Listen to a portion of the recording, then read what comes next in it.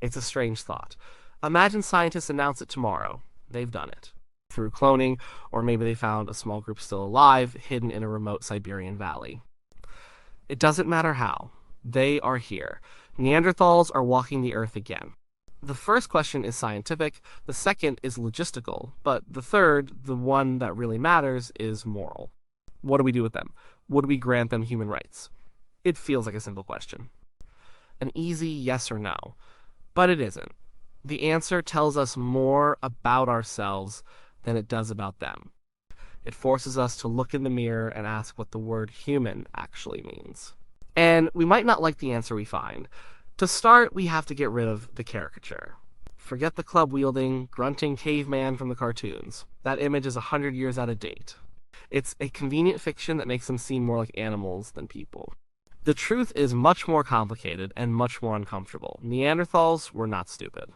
Their brains were, on average, slightly larger than ours. Brain size isn't a perfect measure of intelligence, of course, but it tells us they were operating with a lot of processing power.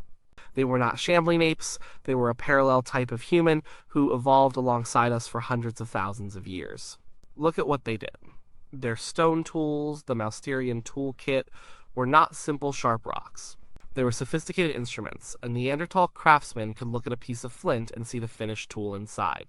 They knew how to prepare the core, how to strike it just right to produce a perfect flake for cutting or scraping. This required planning, fine motor skills, and the ability to pass that knowledge down through generations. This is not instinct. This is technology. They were expert hunters. They didn't just scavenge. Fossil evidence shows they hunted mammoths, woolly rhinos, and giant cave bears. You don't take down a mammoth with a spear by yourself. It requires a group. It requires communication, strategy, and cooperation. It requires a social structure. They had to plan their hunts, understand animal behavior, and work as a team. This is where the picture starts to get clearer. They lived in small, tight-knit family groups. And they took care of each other. This might be the most powerful evidence we have for their humanity. There's a famous fossil from the Shanidar cave in Iraq. It's an old Neanderthal man, maybe in his 40s. A very old age for that time. His skeleton tells a brutal story. A crushing blow to the side of his head when he was young likely left him partially blind. His right arm was withered and useless, amputated or broken and never healed properly. He walked with a painful limp. In the harsh world of the Ice Age, a person this disabled would be a burden. He couldn't hunt effectively. He couldn't defend himself well. In a purely survival of the fittest world, he would have been left behind to die. But he wasn't. He lived for decades with these crippling injuries. Someone fed him. Someone protected him. Someone cared for him. This isn't the behavior of a mindless brute. This is empathy, it's compassion, it's the recognition that an individual has value beyond their physical utility. It's a sign of a complex social and emotional life. We see this in other Neanderthal remains too. Skeletons of the old and infirm who were kept alive by their group. They also buried their dead. This is a big one. Animals, for the most part, don't bury their dead. They might grieve, but they don't perform rituals.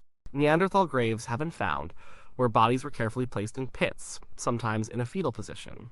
In some cases, there's evidence of grave goods, like animal bones or tools, placed with the body. The pollen found in the Shanidar cave led some to believe they even placed flowers on the graves of their loved ones. While the flower theory is debated now, the intentional burial is not. Why bury someone? It serves no practical purpose for survival. It's a purely symbolic act. It implies a belief system. It suggests they were grappling with the big questions. What is life? What is death? Is there something after? This is the kind of abstract thought we long considered unique to our own species. And what about art and beauty? For a long time, we thought they had none, but recent discoveries are changing that. A cave painting in Spain, a simple red ladder-like shape, has been dated to a time before Homo sapiens arrived in the area. The artists must have been Neanderthals. We've found eagle talons with cut marks suggesting they were worn as jewelry. Perforated seashells, painted with pigments, were likely worn as beads. This is not about survival. It's about self-expression. It's about symbolism. It's about having a mind that sees more than just the practical world of food and shelter. It sees a world of meaning. Could they speak? Their genes and anatomy suggest yes. They had the FOXP2 gene, which is critical for language in modern humans. Their hyoid bone, a small bone in the throat that supports the tongue, was virtually identical to ours, allowing for a wide range of sounds. Their vocal tract was a bit different, so their voice might have sounded higher pitched and more nasal than ours. But the machinery for speech was there, and with their complex social lives and cooperative hunting, it's almost impossible to imagine them succeeding without a sophisticated form of communication. So let's put the picture together. Neanderthals used tools, had technology planned for the future, hunted in teams, cared for their sick and elderly, buried their dead, adorned themselves with jewelry, created art, and almost certainly spoke a language. If we found a modern human tribe living this way, we wouldn't hesitate for a second. Of course they have human rights. The question would seem absurd. So why is it a question at all for Neanderthals? The only difference is biology. They are not Homo sapiens, they are a different species. Or a different subspecies, depending on which paleoanthropologist you ask. This is the heart of the problem. Do our rights come from our abilities, our consciousness, our capacity for culture and suffering? Or do they come from our species label? If we say rights are based on species, we run into trouble. We would be saying that a Homo sapiens in a permanent vegetative state has more right to life than a healthy, intelligent, feeling Neanderthal. That doesn't feel right. It feels like simple prejudice. We call it speciesism. It's the idea that our species is inherently superior and more deserving of moral consideration than any other. It's a comfortable idea, but it's hard to justify logically. So let's try the other path. Let's say rights are based on certain capacities, personhood, the ability to reason, to feel pain, to have relationships, to possess self-awareness. Based on the evidence, Neanderthals would almost certainly qualify. They seem to check all the boxes. They were, for all intents and purposes, people. Different people, but people nonetheless. This seems like the more ethical conclusion. Yes, they deserve human rights. Case closed. But we are not purely ethical creatures, and the real world is messy.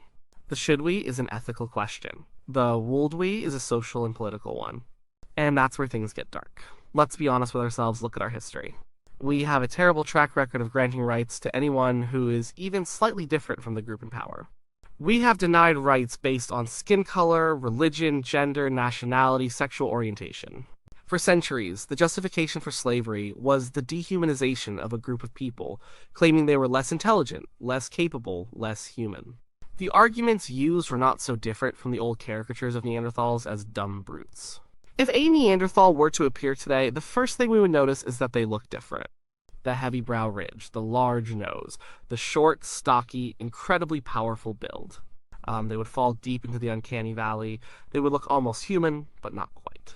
And that not quite has historically been a trigger for fear, suspicion, and violence. There would be an immediate political firestorm. Factions would form instantly.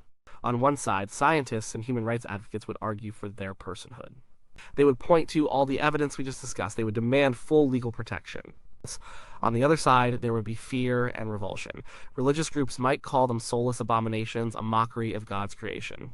Others would see them as a threat, as subhuman animals that need to be controlled. Politicians would exploit this fear for their own gain. Talk show hosts would whip up hysteria. The internet would explode with conspiracy theories and hate. Imagine the legal nightmare. What is their status? They are not a citizen of any country. Could they apply for asylum? Are they an endangered species to be protected, or a person to be integrated? Our entire legal framework is built on the assumption that only one species of human exists. A Neanderthal would break it. Could a Neanderthal own property? Could they sign a contract? Could they consent to medical treatment?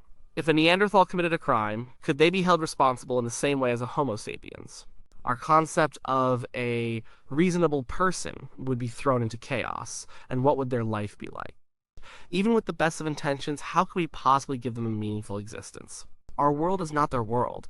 Their immune systems would be unprepared for our modern diseases. A common cold could kill them.